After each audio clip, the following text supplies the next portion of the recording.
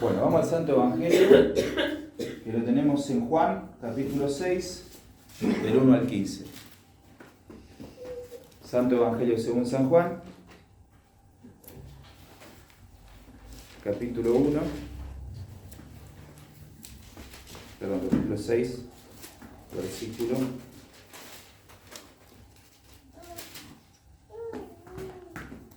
Acá. Bruno, anda allá.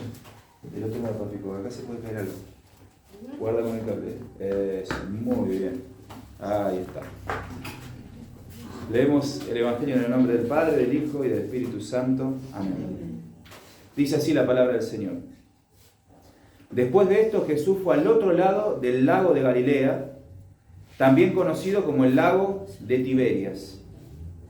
Mucha gente lo seguía, pues había visto los milagros que el Señor hacía al sanar a los enfermos.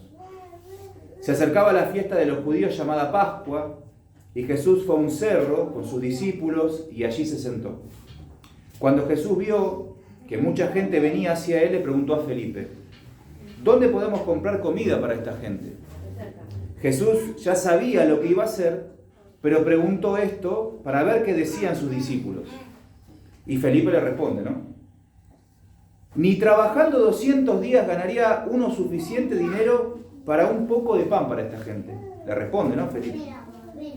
Andrés, que era hermano de Simón Pedro y que también era discípulo, le dijo a Jesús: aquí hay un muchacho que tiene 5 panes de cebada y 2 peces, pero eso no va a alcanzar para repartirlo entre todos. Jesús le dijo a sus discípulos que sentaran a la gente. Había más o menos allí unos 5.000 hombres, y todos se sentaron sobre la hierba, o sea, sobre el pasto. Jesús entonces tomó los panes en sus manos y oró para dar gracias a Dios. Después los repartió entre toda la gente e hizo lo mismo con los pescados. Todos comieron cuanto quisieron. Una vez que todos comieron y quedaron satisfechos, Jesús le dijo a sus discípulos: recojan lo que sobró para que no se desperdicie nada. Ellos obedecieron y con lo que sobró llenaron 12 canastos. Cuando todos vieron ese milagro, dijeron: de veras, este es el profeta que tenía que venir al mundo. Jesús se dio cuenta de que la gente quería llevárselo a la fuerza para hacerlo su rey. Pero por eso se fue a lo alto del cerro para estar solo. Esto es palabra de nuestro Señor Jesús. Gloria a ti, Señor Jesús. Es interesante, porque este milagro es uno de los más famosos, ¿no?, de Jesús. Todos los milagros son famosos, pero este es interesante porque sabemos que lo conocemos como la multiplicación de los panes y los peces. La pregunta que nosotros nos tenemos que hacer, porque es lindo, en la escuelita dominical nos enseñan que Jesús tenía 5 panes, 2 peces y de pronto comieron 5.000 personas. Y en la escuelita nos hacen dibujar una canastita con panes o peces, o Jesús compartiendo esta comida con esas 5.000 personas. Pero la anécdota y el punto central de este texto no está en la anécdota en sí mismo, porque sabemos que Jesús es Dios, y por lo tanto nosotros, 2000 años después, comprendemos que Jesús tiene la capacidad, como Dios, de hacer cualquier tipo de milagro. La pregunta es: ¿qué es lo que nos quiere enseñar Jesús a través de este milagro?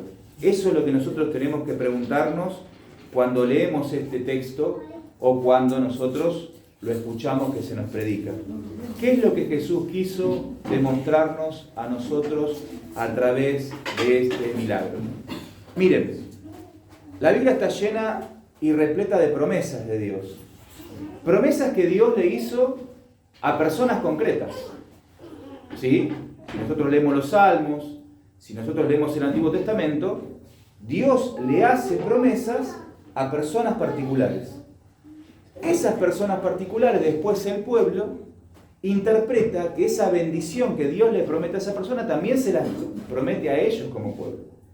Y nosotros los cristianos también tenemos esa misma fe, que esas promesas que están en la Biblia no solamente se las prometió a esa persona, al pueblo de Israel, sino también nos las promete a todos sus hijos, que somos el pueblo cristiano. ¿Bien? Ahora, dentro de esas promesas, por ejemplo, está aquella que dice que Dios no va a desamparar al justo. Y nosotros vemos a muchas personas buenas desamparadas. Entonces uno se pregunta, ¿o la Biblia miente o hay algo de estas promesas que no está cumpliéndose como debería? También dice que ¿el justo quién es? La persona buena, el creyente, ¿sí? La persona que no obra el mal, que no tiene maldad, que trata de hacer las cosas correctamente, ¿no? La persona buena, el justo. En este caso también se le puede dar una connotación de los cristianos, que son el pueblo de Dios. No va a mendigar pan, ¿no? Lo dice la Biblia, ¿sí? Y muchos cristianos los domingos, amén, gloria a Dios, el justo no va a mendigar pan. Pero nosotros vemos un montón de hermanos que mendigan pan, o que no tienen lo suficiente para la vida. Y uno se pregunta, ¿la promesa de Dios o miente o hay algo que en la realidad no está siendo del todo cierto? Porque vemos a muchos creyentes, vení, andá para allá, papi, dale, andá con mamá, ya, o con la tacha, o con cualquier. A muchos creyentes y a muchas personas, en general, en situaciones de hambre, de miseria, de no tener una casa digna. Entonces la pregunta es, ¿cuál es el problema? Y acá Jesús nos va a responder sin respondernos, porque nosotros a veces queremos respuestas en palabras categóricas. Y Jesús nos ha dado muchas respuestas en hechos, en anécdotas, que el hombre tiene que entender lo que nos está diciendo. Lo cierto es que la Biblia nos dice que Dios hace salir el sol para el justo y para el injusto, que hace brotar la hierba del campo, que mantiene con su providencia las leyes naturales de las causas y el efecto. ¿Qué es la ley natural de la causa y el efecto? El sol cumple una función, la luna cumple una función, la lluvia cumple una función. La lluvia hace que brote la tierra de frutos, que puedan comer los animales del campo que después nos vamos a comer nosotros. Todo eso se lo debemos a la naturaleza. Detrás de esa naturaleza está Dios. Y la naturaleza da el alimento suficiente para que todos los seres humanos coman. O sea que Dios cumple su promesa. Dios cumple su promesa. ¿Por qué? Porque la tierra produce el fruto para que todos los hombres vivan en igualdad de condiciones. Que el alimento alcance para todos. Que la vestimenta alcance para todos. Que la tierra alcance para que toda persona que vive tenga una porción de tierra para tener una vivienda digna. Pero ¿por qué eso no ocurre? Nos preguntamos. Porque es el hombre que es egoísta, que es acaparador, el que no permite que eso que es para todos esté en manos de todos. Ustedes sabían, por ejemplo, que la gran parte de la riqueza del mundo, la mayoría la tiene el 1% de la población mundial. ¿Cómo se explica esto? ¿Cómo se explica que solamente el 1% de la población mundial tenga la mayor parte de la riqueza del mundo? Eso significa los medios de producción, la tierra y el capital. O sea que la injusticia la provoca el hombre, que se adjudica la potestad de ser dueña de la naturaleza, de los bienes que le pertenecen a otros, que nos pertenecen a todos. Y esto solamente se puede explicar a causa del pecado. Es la explicación cristiana, pero es un acto de maldad y es un acto de crueldad.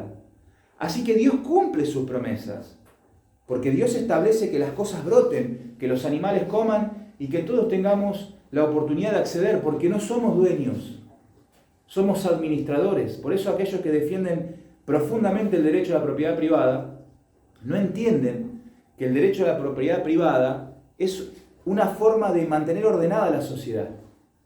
Pero no significa que nosotros seamos realmente dueños desde el punto de vista teológico. Desde el punto de vista de la fe, nosotros somos solamente administradores de los bienes de Dios. ¿Sí? Cierren la puerta, por favor. Pasen si quieren.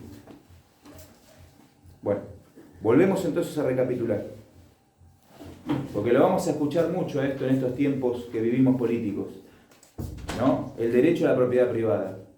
El derecho a la propiedad privada es un ordenador social. Para lo que es tuyo, sepas que es tuyo y yo no lo puedo violentar. El problema está que yo tenga en mis manos lo que le pertenecen a 1000 familias. Y que haya 1000 familias que no tengan acceso a eso. Eso nunca puede estar aprobado por Dios. Duela a quien le duela. Duela a quien le duela. No puede jamás estar aprobado por Dios, porque lo que vemos acá es un Dios generoso y que reparte a todos por igual. Que de la escasez de 2 panes, de 2 peces y 5 panes, multiplica lo poco que tenía uno para darle a todos. Para darle a todos. Porque ese es el propósito de Dios. Porque ese es el propósito de la vida eterna. La vida eterna es un gran banquete donde todos somos iguales y donde todos participamos de la mesa del Padre. Algo que en la realidad no pasa. Nosotros, los seres humanos, no participamos todos por igual de la mesa del Padre, que es este mundo. La mesa del Padre es este mundo, que es donde brota el alimento. No participamos. ¿Por qué? Por el egoísmo del ser humano, que acapara para sí y que cada vez quiere más. ¿Va a cambiar esto? ¿Hay alguna ideología política que pueda cambiar o no? No lo va a cambiar, porque el ser humano tiene esta tendencia. Habrá momentos más justos, ideas más justas, pero mientras esté llevada a cabo por hombres, siempre va a estar en defecto. Por eso nosotros tenemos una gran obligación, y con esto termino. ¿Qué es el cristianismo? ¿Es meramente andar con la Biblia bajo el brazo, vestido de traje, los domingos? Bendiciones, vecinos, bendiciones, bendiciones. Dios le bendiga, alabado sea el Señor, gloria a Dios. Y durante la semana ser una lacra que mira por arriba a los demás, que juzga al otro todo el tiempo. ¿Eso es el cristianismo? ¿Sentirse moralmente superior a los demás? El cristianismo es una forma de vestirse. ¿Es ser educado solamente? No, eso no es el cristianismo. Eso lo puede hacer un testigo de Jehová, un mormón, un hindú, un budista. Cualquier ser humano puede ser así. El cristianismo se muestra cuando se manifiesta Jesús en las actividades, en las actitudes tuyas. Cuando vos buscás la justicia. Cuando vos buscás el bien común. Eso es el cristianismo.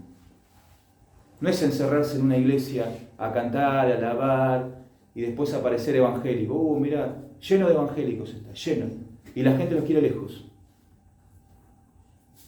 Y la gente por lo general los quiere lejos porque los conoce.